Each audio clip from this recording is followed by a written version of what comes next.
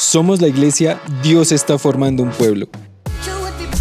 Y te damos la bienvenida a nuestras celebraciones. Nuestra misión es conectar personas a través del amor, poder sobrenatural y paternidad de Dios, que reflejen el carácter de Cristo y que sirvan como instrumentos de transformación en la familia, la comunidad, las instituciones y todas las esferas de la sociedad. Este es el día que hizo el Señor. Prepárate, porque hay una palabra de Dios para tu vida. Bienvenido a tu iglesia. Y de FUB somos todos. Con ustedes, el pastor general de la iglesia Dios está formando un pueblo, Marco Acosta. Dios les bendiga grandemente. Vamos a ir a la primera carta a los Corintios, capítulo 13, versículo 4. Vamos a terminar esta primera virtud del fruto del Espíritu que estamos estudiando este año, que es muy importante y trascendental en la vida de un discípulo, de un cristiano, que es el amor de Dios. ¿Cuántos vinieron hace 8 días? Muy bien, vamos a continuar con el amor de Dios. El amor, voy a leerlo en la Nueva Traducción Viviente. Primera carta a los Corintios, capítulo 13, versículo 4. Dice la palabra de Dios: el amor es paciente y bondadoso. El amor no es celoso, ni fanfarrón, ni orgulloso, ni ofensivo. No exige que las cosas se hagan a su manera. No se irrita ni se lleva un registro de las ofensas recibidas. No se alegra de la injusticia, sino que se alegra cuando la verdad triunfa. El amor nunca se da por vencido, jamás pierde la fe, siempre tiene esperanzas y se mantiene firme en toda circunstancia. La profecía, el hablar en idiomas desconocidos y el conocimiento especial se volverán inútiles, pero el amor durará para siempre. Hemos estado estudiando esta virtud del fruto del Espíritu, que es el amor. Necesitamos asumir el reto y el desafío de reflejar el carácter de Cristo, entendiendo que ese es nuestro propósito de vida. Y parte de ese reflejo del carácter de Cristo, la imagen de Cristo en nosotros, tiene que ser una personalidad que refleje constantemente el amor de Dios. Yo creo que ese amor, que no es el amor humano que conocemos, al que estamos acostumbrados, que ni siquiera es el amor muy bien intencionado entre padres, hijos, hermanos, amigos, es un amor que tenemos que recibir, no solo para ver la sanidad profunda de nuestro corazón, sino para armonizar y mejorar nuestras relaciones familiares, interpersonales, especialmente para tener una perspectiva muy diferente de los que piensan diferente a nosotros o de quienes podamos considerar nuestros enemigos. Si hay una definición poderosa que recoge todas estas palabras de el apóstol Pablo a la carta a los Corintios, donde afirma que ese amor es paciente, que es bondadoso, que no exige que las cosas se hagan a su manera, que no lleva registro de las ofensas, es entender cómo Dios Padre demostró su amor. Juan 3:16 lo dice: de tal manera amó Dios al mundo, que dio a su Hijo unigénito, para que todo aquel que en él crea no se pierda, sino que tenga vida eterna. Fíjese que ahí podemos entender cómo el amor no solo exige expresión, sino que también demostración. En el caso del Padre, decidió dar lo mejor de sí a toda la humanidad, aunque eso exigiera vivir la peor de las experiencias de su propia vida. Jamás podrá reflejar el amor genuino de Dios, el amor ágape, si tú no decides darle al otro lo mejor de ti, aunque eso suponga la peor experiencia para tu vida. Y cuando yo leía esta definición del amor de Dios, entendía que definitivamente nosotros solo podríamos llegar a tener una conducta como esta si el amor de Dios es comprendido y aprendido primero en nuestro corazón. Siempre ese amor de Dios en nosotros buscará lo mejor para quienes nos rodean. Tendrá que demostrarse con una personalidad amorosa, bondadosa, misericordiosa.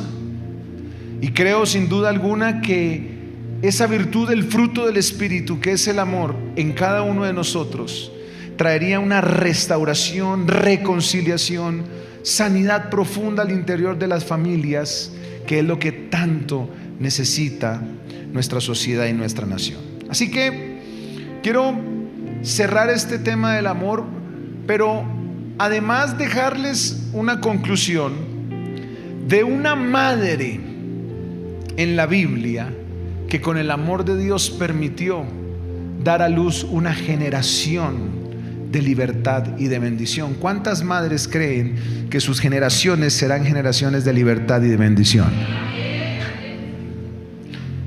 Vamos a cerrar entonces este tema del amor. Primero, nuestras relaciones deben ser sustentadas en el amor de Dios. Diga conmigo, mis relaciones deben ser sustentadas en el amor de Dios. Este es el mayor desafío que tenemos. Cuando la Biblia dice el amor es paciente y bondadoso, nosotros tenemos que condicionar nuestra reacción, nuestra percepción, sobre todo cuando reaccionamos por injusticias o bajo presión, a lo que es la esencia del amor de Dios. Cuando el apóstol dice que el amor es paciente, la idea en el original es que el amor soporta el sufrimiento. Qué tremendo es ver cómo, si amas, no solo soportas el sufrimiento, la frustración, la desilusión, con la gracia y el favor de Dios, sin reaccionar, sin sonrojarse. Tenemos que tener la capacidad de tener la paciencia de vida, tanto como Dios la tuvo contigo y conmigo, para tenerlo con los demás. No solo entendemos que esa lentitud de Dios hacia con nosotros, de quizás desatar un juicio, una enfermedad y una maldición por nuestro mal comportamiento, asimismo nosotros tenemos que tener la mesura, la paciencia con quienes nos rodean, para ser lentos en reaccionar con ira ante la falta de los demás. Pero lo segundo es que las relaciones no solo deben ser sustentadas en el amor de Dios, sino que las relaciones se edifican como Jesús las edificó, desde ese amor demostrado a través del servicio. Jamás seremos en realidad un reflejo del carácter de Cristo, evidenciando el amor de Dios, si tú, además de expresarlo, no lo demuestras. A través del servicio nosotros expresamos ese amor. En un matrimonio en donde no hay servicio continuo, hay un enfriamiento de ese amor. En una relación con Dios donde no hay servicio continuo, ese amor está en vía de extinción. Incluso en tu compromiso con la iglesia, si tú amas la iglesia, pero no hay un servicio continuo, progresivamente se va a ir secando el amor. La máxima expresión que el ser humano puede demostrar que es imagen de Dios es cuando decide servir. Recuerdo la experiencia de Bob Moffitt cuando contó aquí en este templo cómo ganó a un vecino que vivía ahí al lado de su casa, al ladito de su casa, una persona difícil, agresiva, compleja en sus reacciones, ateo, escuchaba música metálica, vivía al lado de un pastor, el pastor Bob Moffitt, y él decidió un día servirle a ese vecino. Dios le dice: Bob, yo te puse ahí al lado de ese hombre, no para que lo critiques, no para que lo juzgues, no para que lo señales, no, te puse al lado de él para que lo ames, Bob dice que empezó a acercarse a él y cada vez que se acercaba lo maldecía, y cada vez que se acercaba lo recriminaba y le tiraba las latas de cerveza al patio y le tiraba los cachos de marihuana al patio, y cuando hacía las fiestas exponía incluso el alcohol para que se fastidiara y le decía: o te vas tú, pero no me voy yo, porque vas a ser el vecino más detestado. Bob decide amar y servir a este hombre que lo maldecía y empezó a cortar el jardín, el pasto de su jardín, empezó a arreglar las flores, empezó a regarle agua, empezó a sembrarle girasoles, empezó a sembrarle flores hermosas. Y él decía: pero este hombre, ¿por qué hace eso? Y cada vez que le sembraba algo bonito, él cogía y lo arrancaba, y más lo maldecía, y más lo acusaba, más lo señalaba. Dice Bob que insistió y persistió en entender que amar, así como Dios lo había hecho, era dar lo mejor de sí, aunque eso pudiese acarrear la peor experiencia para su vida. El vecino le rompió en efecto los vidrios, el vecino siguió tirando el estiércol de su mascota en las ventanas, hasta que pasados 6 meses Bob seguía regando su jardín, seguía sirviéndole. El mejor jardín de ese conjunto era el de aquel hombre. Un día se levantó en una depresión terrible aquel varón después de 5 años de estar bebiendo, y llegó y se paró al frente de su casa y le gritó y le dijo: ¿por qué haces esto? ¿No estás entendiendo que eres un desgraciado, que eres un maldecido? ¿Por qué lo haces? Y Bob le responde lleno del amor de Dios: porque te amo y la única forma de demostrártelo es servirte, aunque eso ocasione en mi vida la peor de las experiencias. Dice Bob que el hombre cayó de rodillas al frente de la puerta de su casa y empezó a llorar, y lloraba y lloraba y lloraba, porque sin duda alguna, cuando tú ofreces un servicio sacrificial en obediencia a lo que Dios te instruye, créeme, la obediencia que tú acudes por amor provoca el derramamiento de la gloria de Dios. Ese vecino se convirtió en el mejor adorador de su iglesia. Ahora es un tremendo salmista y hace parte de un tremendo grupo de alabanza pero muy famoso, del grupo Hillsong en Estados Unidos. ¿Cuántos creen que el amor de Dios tiene poder? Pero jamás podrás demostrarlo si no sirves. Diga conmigo: voy a servir. Primera carta de Juan, capítulo 3, versículo 17. Mire que hay una relación muy intrínseca entre amar a Dios y amar al prójimo. Hay gente que es servicial por naturaleza. ¿Cuánto les gusta la gente servicial? ¿No ha visto que uno llega a un lugar y una persona sale y lo atiende a uno? ¿En qué puedo servirle? ¿Quiere un cafecito? Siga, señora, siéntese aquí, haga lo que necesite. Esa gente es amable. ¿Está de acuerdo conmigo o no? Hay gente que sí, de verdad, uno llega a un lado y parece que se esconden para no atenderlo a uno, ¿cierto? Que día fuimos a comer a un sitio con un familiar, y entonces llegó el mesero y dijo: pidan rápido para que no se les demore. Y le dijo el familiar que estaba: ¿y tiene afán o qué? El familiar le dijo: ¿está apurado o qué? Si hay gente que como que no quiere servir. Hay otra gente que sí de verdad quiere, son muy amables. Tómese un cafecito, tómese esto, no se preocupe, señora, viene de afán, yo le voy a solucionar. Si yo no lo sé hacer, preguntamos cómo lo hacemos, pero lo solucionamos. La gente servicial está muy relacionada con el amor de Dios. Pero mira lo que dice este texto bíblico. Dice: pero el que tiene bienes de este mundo y ve a su hermano tener necesidad y cierra contra él su corazón, ¿cómo mora el amor de Dios en él? Cuando tú tienes una circunstancia en donde hay una probabilidad de hacer algo para que eso cambie con otra persona y no lo haces, es porque el amor de Dios no está en ti. Pero eso que te impulsa, eso que te empuja. Contaba yo en la celebración de las 8 que hace poco llegué a mi casa cansado, fatigado de todo el trabajo, los retos que tenemos, y bueno, ya iba llegando a la casa para abrazar a mi familia, a mi esposa, a mis hijos, y bueno, tener un tiempo con ellos. Y de repente me entra una llamada de un joven que conozco hace rato y me dice: pastor, necesito hablar con usted, atiéndame, recíbame en su casa. Y no puedo, mucho menos en mi casa, ni más faltaba. En la iglesia, no, pero sí, pastor. Y el Espíritu Santo me dice: hazlo por amor. Lo recibo, empiezo a conversar con él, y cuando empiezo a conversar con él, la presencia de Dios empieza a caer en él. Empiezo a leerle unos textos bíblicos, el hombre empieza a gritar.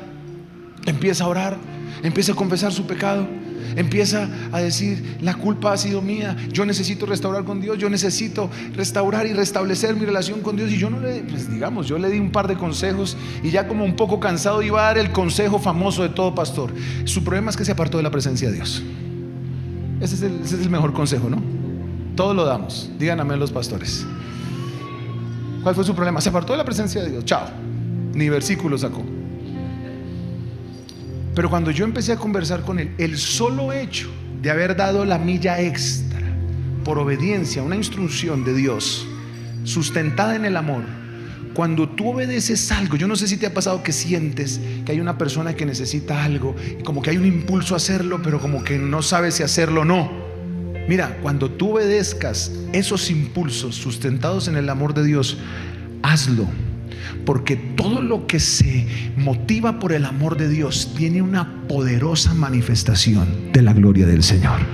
Hay dos motivadores que yo he encontrado del ser humano. Uno de ellos es el temor de Dios. Hay cosas que nosotros hacemos por temor a Dios o no hacemos por temor a Dios, pero hay otras cosas que hacemos por el amor de Dios. Y yo he visto con testimonios muy poderosos que lo que hago por amor, en obediencia a Él, aunque yo no quiera, aunque yo esté cansado, la gloria de Dios se manifiesta de una manera sobrenatural.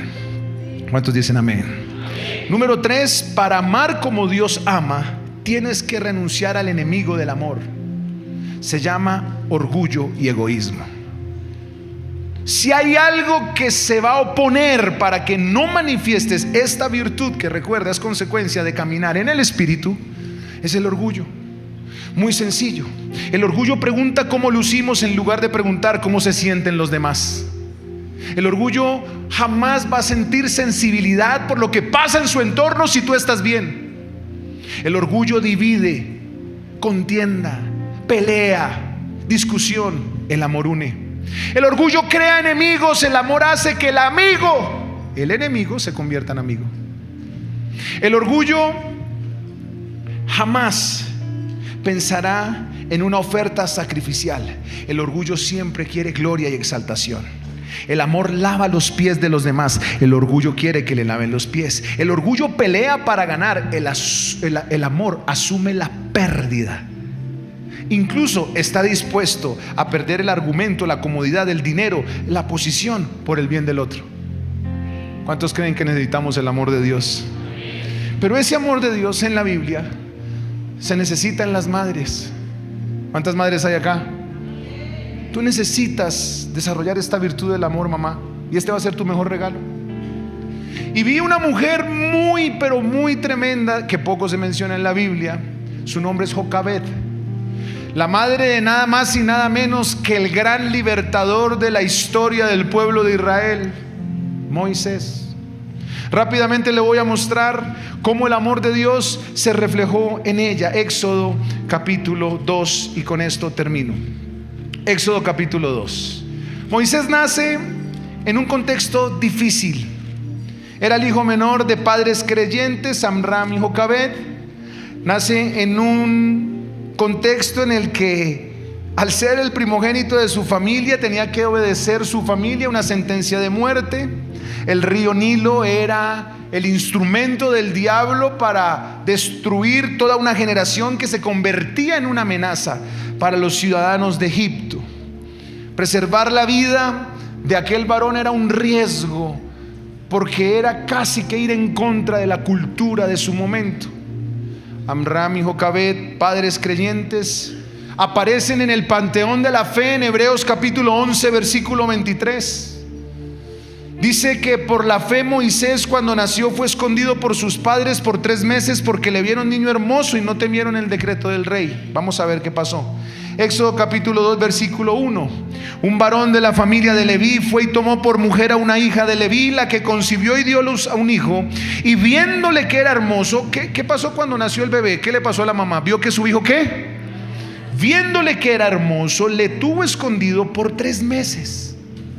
Eso fue un gesto heroico, porque la orden era que todos morían, apremiante. El río Nilo era impresionante. Los ejércitos llegaban y agarraban a los niños y los hundían, no los dejaban sacar su cabeza, ahí morían. Fue impresionante. Pero esta mamá vio en su hijo algo que le permitió actuar diferente. Yo creo que madres llenas del amor de Dios van a actuar diferente. Yo creo que madres llenas del amor de Dios van a ser madres estratégicas. Y dice la palabra que no pudiendo ocultarle más, versículo 3, tomó una arquilla de juncos, la calafateó con asfalto y brea, colocó en ella al niño, lo puso en un carrizal a la orilla del río, y una hermana suya se puso a lo lejos para ver lo que le acontecería. La hija de Faraón descendió a lavarse al río, paseándose sus doncellas por la ribera del río. Vio ella la arquilla en el carrizal y envió una criada suya a que la tomase. Cuando la abrió, vio al niño, y he aquí que el niño lloraba, y teniendo compasión de él, dijo: de los niños de los hebreos es este. Entonces su hermana dijo a la hija de Faraón: iré a llamarte una nodriza de las hebreas para que te críe este niño. Y la hija de Faraón respondió: ve. Entonces fue la doncella, llamó a la madre del niño, a la cual dijo la hija de Faraón: lleva a este niño y críamelo, y yo te lo pagaré. Y la mujer tomó al niño y lo crió. Cuando el niño creció, ella lo trajo a la hija de Faraón, la cual lo prohijó y le puso por nombre Moisés, diciendo: porque de las aguas lo saqué. Me llamó la atención esta mujer porque en la descripción hay todo un operativo para preservar la vida de este varón llamado Moisés, respuesta de la oración de un pueblo que por 430 años se sometió al yugo de la esclavitud, a la injusticia, a la carga pesada, al trabajo desmedido, al yugo de la opresión. 3 cosas quiero destacar en Jocabed: una madre llena del amor de Dios, en la que te puedes convertir tú a partir de hoy. Número 1, Jocabed pudo ver en su hijo algo tan especial y tan sobrenatural, así como Dios nos pudo ver a ti y a mí. Así como Dios por amor tuvo la capacidad de ver en nosotros el destino de gloria y no nuestros errores, pecados y defectos, asimismo Jocabed miró a su hijo. Cuando la Biblia dice que nació el niño y lo vio hermoso, la palabra ver en el original, la raíz hebrea es ra'á, que significa considerar, contemplar, descubrir.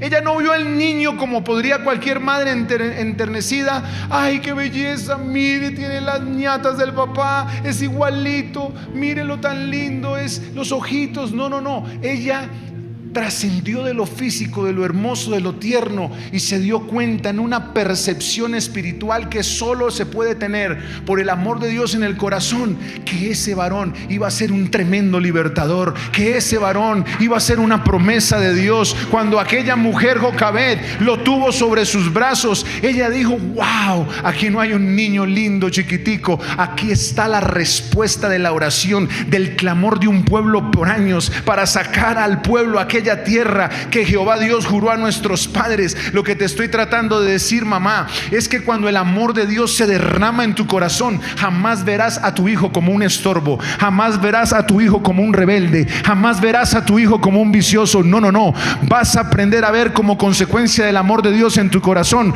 a tu hijo como una poderosa promesa, como una poderosa respuesta. Yo quiero profetizarte en el nombre de Jesús que tu hijo será un instrumento de transformación para las próximas generaciones. Tu hijo será un apóstol. Alguna mamá tiene que decir amén. Tu hijo será un gobernante, tu hijo será un empresario, tu hijo será un salmista, tu hijo será un adorador. Tu hijo no es lo que tus ojos naturales ven, no, con el amor de Dios tu hijo será una respuesta para esta nación. ¿Cuántas dicen amén? Eso lo hace el amor de Dios. El amor de Dios te va a permitir ver diferente, y por eso es paciente, es bondadoso, no lleva registro de las ofensas, espera. Dios tiene procesos diferentes porque hay asignaciones diferentes. Y con el amor de Dios yo creo que Jocabed pudo ver el destino de gloria que tú tienes que ver en tus generaciones. Una mamá bíblica llena del amor de Dios va a empezar a ver lo que Dios ve en sus generaciones. Por eso el salmista dijo: como saetas en mano de los valientes, así son los hijos que se tienen en la juventud. Quedaría predicando horas ahí, porque ese salmo lo escribe David para pensar en la herencia de Salomón. Y eso tiene una culminación. Pero lo que sí quiero decir es que solo cuando tú puedas ver como una madre bíblica llena del amor de Dios, tu conducta con tu hijo será más estratégica, más efectiva, y verás la respuesta que has esperado por años en días, te dice el Señor. ¿Cuántas mamás dicen amén? Número 2. Así como Jesús nos dejó su palabra para blindar y proteger nuestro corazón de principios falsos e incorrectos, así Jocabed impermeabilizó el arca en el que iba a poner a su hijo para que las aguas de muerte no lo mataran. Yo me imagino la mujer en esa presión tan terrible, los ejércitos entrando a las casas, sacando a todos los niños, ahogándolos en el Nilo. Yo me imagino la persecución para matar todo niño que se atravesara, y esta mujer de un momento a otro, no sé cómo, creo que por el amor de Dios en su corazón, agarró lo que tenía a la mano. La Biblia dice que rápido tomó, no pudiendo ocultarle más, una arquilla de juncos, la calafateó con asfalto, brea, colocó en ella al niño, lo puso en el carrizal a la orilla del río y lo soltó. Qué creatividad tan bárbara que esta mujer pudo sacar. Aquí hay algo poderoso que Dios me habló en la pandemia. Dios me dijo: en los momentos de crisis Dios va a soltar diseños que trascenderán de generación en generación. Qué diseño tan poderoso en la crisis más terrible para su familia, porque en la crisis más terrible para su familia ella diseñó hoy ese Moisés, esa cuna que hasta hoy trasciende. Qué casualidad que incluso Noé, en un momento de crisis, muerte y devastación, también Dios le entregó un diseño que hasta hoy trasciende. Qué casualidad que en los momentos más difíciles Dios ha soltado a la humanidad los diseños que trascenderán. Lo que te estoy tratando de decir es que en los momentos de crisis que tengas que vivir, Dios te va a entregar un diseño que trascenderá de generación en generación. ¿Cuántos dicen amén? Esta mujer, con qué creatividad para cuidar al libertador, cogió la arquilla de junco, la calafateó con asfalto y brea, la impermeabilizó. ¿Sabe? Ese proceso de impermeabilizar es súper tedioso. Para que no se filtre el agua en los techos de las casas, eso hay que darle un material, eso hay que ponerlo en fuego, eso hay que asentarlo, hay que materializarlo. No me pregunten segundos cómo esta mujer aseguró aquella arca para que preservara la vida de ese varón llamado Moisés, un apóstol libertador. Yo creo que el amor de Dios le va a dar creatividad a las madres de la iglesia. Dios está formando un pueblo para que cuiden el corazón de sus hijos, para que cuiden con principios bíblicos sus emociones, para que den una orientación precisa de su sexualidad. Yo creo que así como Dios le dio la creatividad a Jocabed, Dios te dará la creatividad a ti para darle a tus hijos un devocional diario en todos los días de su vida, para darle a sus hijos un buen ejemplo de lo que es amar la palabra, para darle a tus hijos una inspiración creativa para que nunca se aparte de su boca este libro de la ley, sino que de día y de noche mediten en él y sean prosperados en todo. ¿Cuántos dicen amén? Eso hizo el amor de Dios en Jocabed. Creatividad, estrategia, guardó el corazón de los hijos. El Nilo no es nada a lo que el mundo hoy ha planteado, ha trazado para destruir nuestras generaciones, con filosofías, con progresismo, con principios incorrectos, fundamentos falsos que quieren ideologizar a nuestros hijos. Pero habrán madres que protegerán a nuestros hijos y a nuestras generaciones de los principios, con los principios de la palabra de Dios. Y número 3, Jocabed hizo algo muy poderoso. Confió en la protección de Dios para su hijo, supervisando el cumplimiento de su destino desde la distancia. Me impacta mucho cómo el amor de Dios produce confianza en una madre de Dios. La madre tiene un sentimiento natural, ¿cierto? Es un discernimiento, algunos le llaman el sexto sentido. La madre percibe el peligro. Uno siempre escucha a una mamá diciendo: ay, yo sí lo sentí, yo sí lo percibí, yo sí. Eso es de Dios. Y esa percepción se puede transformar en una connotación negativa en la persona, porque se angustia cuando no comprende los procesos de Dios en sus hijos. Y hay madres que se vuelven sobreprotectoras tratando de evitar los procesos de Dios en los hijos. Pero qué tremendo. Imagínese Jocabed, tan segura de la impermeabilizada que le pegó al arca, que lo soltó a la distancia. y se quedó mirando desde lejos qué acontecería. El Espíritu de Dios me decía: cuando una madre ha sentado principios sólidos que protejan el corazón de los hijos, suéltenlo en los brazos del Padre, que no podrá haber mayor protección que el cielo sobre el destino de un hijo con llamado, propósito, misión y asignación. El amor de Dios que va a caer hoy sobre tu vida, mamá, te va a ayudar a esto. Suelta a tus hijos en los brazos del Padre Celestial. Él será el mejor pastor, Él será el mejor consejero. Tus hijos serán pastoreados por Jehová de los ejércitos. Nunca les faltará ningún bien. Dios siempre los protegerá, Dios siempre los guardará. Siempre serán sostenidos de sus manos y no cerrarán sus ojos hasta que tú misma veas lo que Dios va a hacer en ellos. ¿Cuántos dicen amén? ¿Cuántas madres quieren recibir este amor? Quiero que todas las madres vengan aquí al frente, que quiero orar por ustedes en esta mañana.